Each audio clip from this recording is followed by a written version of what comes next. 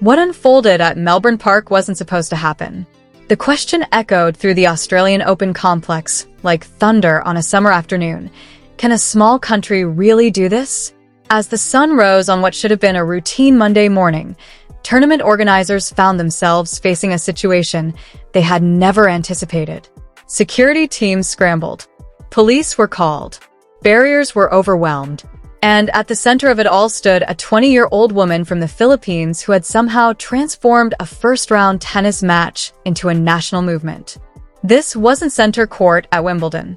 This wasn't Arthur Ashe Stadium under the lights.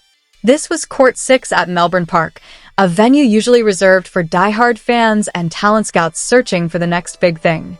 On this day, it became ground zero for what many are calling the most electric atmosphere the Australian Open has witnessed in decades.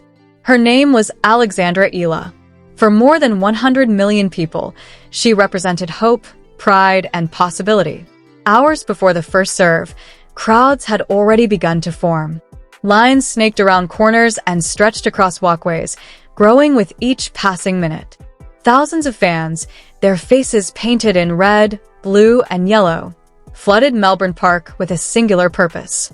They weren't there for Novak Djokovic. They weren't there for Aryna Sabalenka. They were there for Alex Ila, and they wanted the world to know it. The transformation was immediate.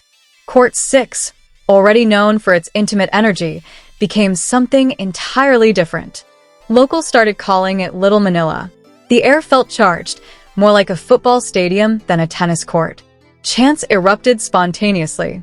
Songs filled the stands. Drums echoed through the venue. This wasn't polite applause. This was a cultural eruption in real time. Tournament organizers were caught off guard. Despite Ila's rising profile and the known passion of Filipino fans, no one anticipated this scale. Crowd control plans collapsed under the sheer volume of people trying to witness history. Entrances clogged. Overflow crowds packed around giant screens. The roar of tens of thousands of voices could be heard from Centre Court, drawing astonished glances from players and spectators alike. American player Michael Chong, who had a match nearby, later admitted officials had massively miscalculated. According to him, Ila's first-round match was drawing exponentially more attention than matches featuring Grand Slam champions happening simultaneously. The numbers didn't lie. A 20-year-old ranked outside the top 100 had effectively shut down an entire section of Melbourne Park. And then there she was, standing at the baseline, preparing to face American power hitter Alicia Parks in what would soon become one of the most talked-about first-round matches in Australian Open history.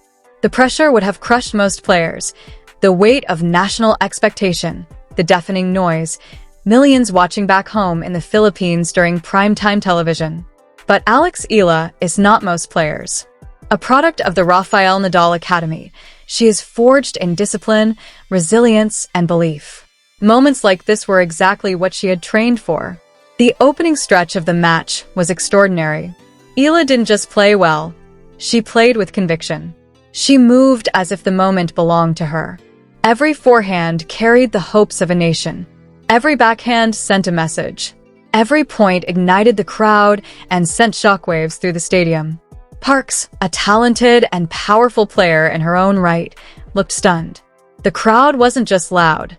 It was overwhelmingly partisan. Every miss from Parks was met with explosive cheers, immediately sparking debates online about tennis etiquette. But etiquette didn't matter in that moment. This was bigger than tennis. This was about representation, about pride, about a small Southeast Asian nation announcing its arrival on the global stage. For a while, it felt inevitable, as if destiny itself were leaning in her favor. But tennis has a way of humbling even the most magical moments. Momentum is fragile. Just as Ila Mania reached its peak, the match began to turn. Parks refused to fade. She steadied herself, reset mentally, and began to fight back. Her serve came alive. Aces started landing. The power that defines her game emerged, shifting the balance point by point. The fine margins of elite tennis became painfully clear. Ila created 17 breakpoint opportunities, 17 chances to change the match, but converted only 4. At this level, that difference is everything. Park survived through clutch serving and raw power, firing 12 aces to Ila's 1 and taking control in the moments that mattered most. The second set flipped the script. Park surged ahead. Ila fought back with heart, leveling the score and reigniting the crowd. But Parks answered decisively, closing the set and seizing full control.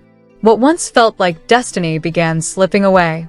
The third set was a war of attrition. Park's power and confidence grew with each game, while Ila, despite tremendous effort and fighting spirit, couldn't sustain the brilliance of the first set. The American pulled away, taking the final set 6-2 and sealing victory with a forehand winner down the line that sent the ball past a diving Ila, sucking the last bit of air from court 6. The final score read 0-6, 6-3, 6-2 in favor of Alicia Parks. A comeback for the ages, achieved against overwhelming odds and in front of a partisan crowd willing their hero to victory with every fiber of their being. For Ila and her supporters, it was a crushing defeat, made all the more painful by how close victory had seemed. But what happened next truly set this match apart from any ordinary first-round upset. The scenes after the final point became the stuff of legend at Melbourne Park. Ila didn't just walk off with a wave and a forced smile. She couldn't. The love pouring from the stands was too powerful, too overwhelming, too pure. Security guards, a dozen strong according to eyewitnesses, formed a protective circle, not because of danger, but because the sheer volume of fans trying to get close, to thank her, console her, or touch her, had become unmanageable. It was a scene more reminiscent of Beatlemania than a tennis match. Fans pressed against barriers, some crying, others chanting her name even in defeat. A journey that normally took 30 seconds to the locker room became a procession of several minutes, as Ila stopped repeatedly to acknowledge the supporters who had traveled so far and cheered so loudly. Australian Open staff had simply never seen anything like it for a first-round loser. The drama of the day wasn't over. Ila still had her doubles match alongside Portuguese partner Francisco Inigo Gamer-Martins. Despite the emotional toll of her singles defeat, she stepped onto the court with the same intensity and determination. They faced the experienced team of Poland's Magda Linette and Japan's Shuko Aoyama in another three-set thriller. Ila and Gamer-Martins fought valiantly, but ultimately fell short, extending the day's heartbreak. 2 matches. 2 three-set battles. 2 defeats. For many players, that would have been crushing. But Alexa Ila is not many players. Instead of retreating or hiding from disappointment, Ella turned to social media with a message https://codebeautified.org/remove-extra-spaces $sign that reminded the world why she had captured the hearts of millions. She didn't make excuses. She didn't point fingers. She expressed gratitude and perspective far beyond her 20 years. I wanted to touch on the enormous support I've received this week. It's truly moving to see how my work can touch so many lives in one way or another. It reminds me that what I do is part of something shared, she wrote. Her words carried a maturity and grace remarkable even for players twice her age. In a follow-up post, Ella reflected on the privilege of competing at the Australian Open.